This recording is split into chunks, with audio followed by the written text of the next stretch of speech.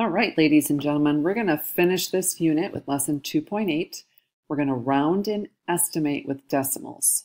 So be sure to write down that statement with your I can statement.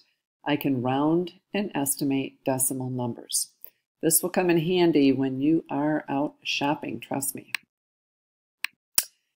All right, so things to remember when rounding. First of all, you're going to find the rounding place value. So you'll typically be asked to round to a certain place value. Maybe it'll be a whole number to the tenths place, whatever. So find the place value. Then look to the right of that place. So find the place value, mark that digit, look to the right. 0 through 4, the digit in the rounding place stays the same. If it is 5 through 9, adding 1 is the game. So first of all, stop the video and write this section down. Now, let's see what this looks like. If we were rounding to the nearest whole number, I want to give you a visual so that you understand what rounding actually is. So look at this number line. We have the whole number 4, we have the whole number 5, and it's decimal breakdowns that are in between. So look at 4 and 7/10, for example. If we were to round that to the nearest whole number, what two does it fall between? Well, I've already said it falls between 4 and 5. So now let's look at what is the halfway point.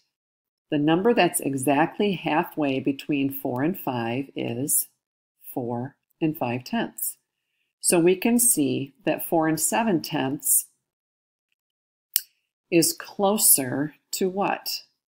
It's closer to 5. It's more than halfway, so it's closer to 5. So if we were rounding this number to the nearest whole number, we would round it to the number 5.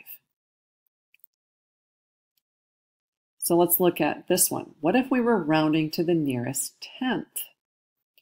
So we can see we've got 1 and 6/10, 1 and 7/10, or which is the same as 1 and 60 hundredths or 1 and 70 hundredths.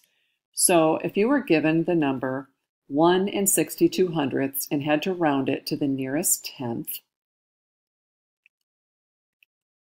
what does it fall between? Well, 1.6 and 1.7. The halfway point is right here, 1 and 65 hundredths. So you can see that it's actually closer to 1 and 6/10. So when we round it to the nearest tenth, we would round it to 1.6. So let's look at some sample problems. If we're rounding these to the nearest whole number, the nearest whole number always means the number in the ones place. So we're being asked, is 6 and 45 hundredths closer to 6 or is it closer to 7? So we're going to find the place value. There's our whole number. Look to the right, 0 through 4, our rounding number stays the same. So that would be 6.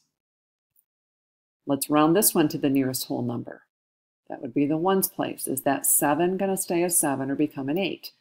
So is this number closer to 27 or is it closer to 28? Well, find the place value, mark the digit, look to the right, 0 through 4, our rounding number stays the same, 5 through 9, adding 1 is the game. So we're going to have to add 1 since this is 5 through 9. So this is closer to 28 than it is to 27. This time we're being asked to round to the nearest tenth. So we're deciding if that number is going to stay the same or go up 1. So find the place value, mark the digit, look to the right. If it's 0 through 4, this will stay the same.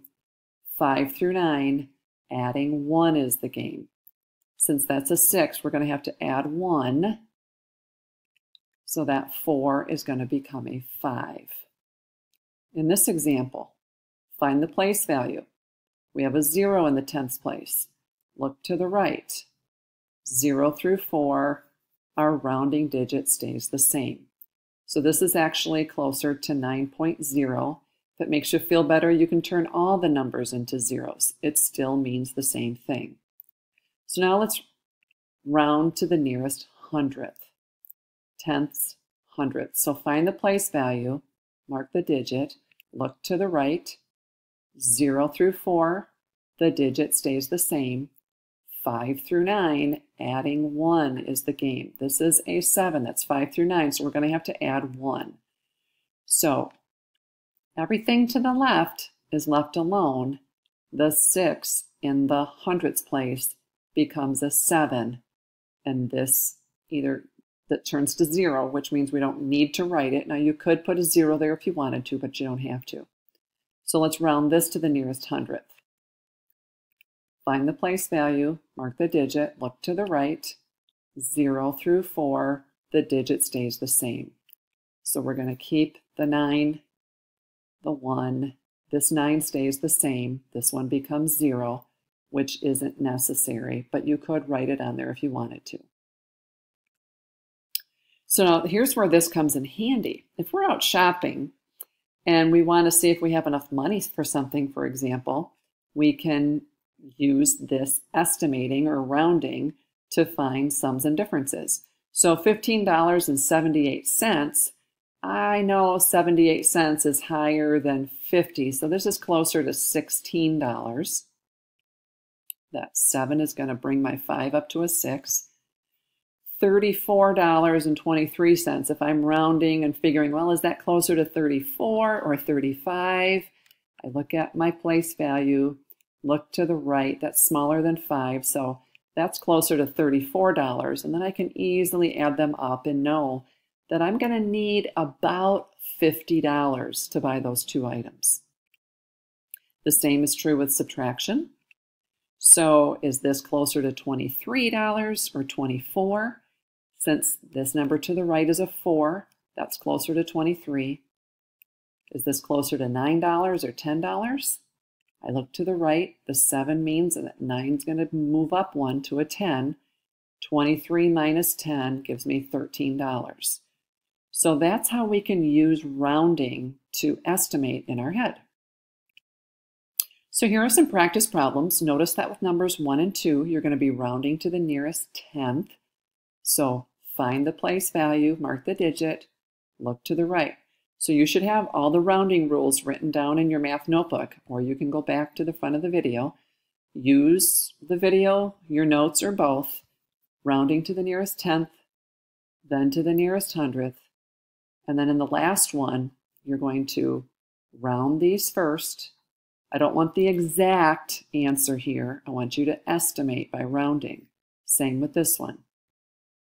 See you soon.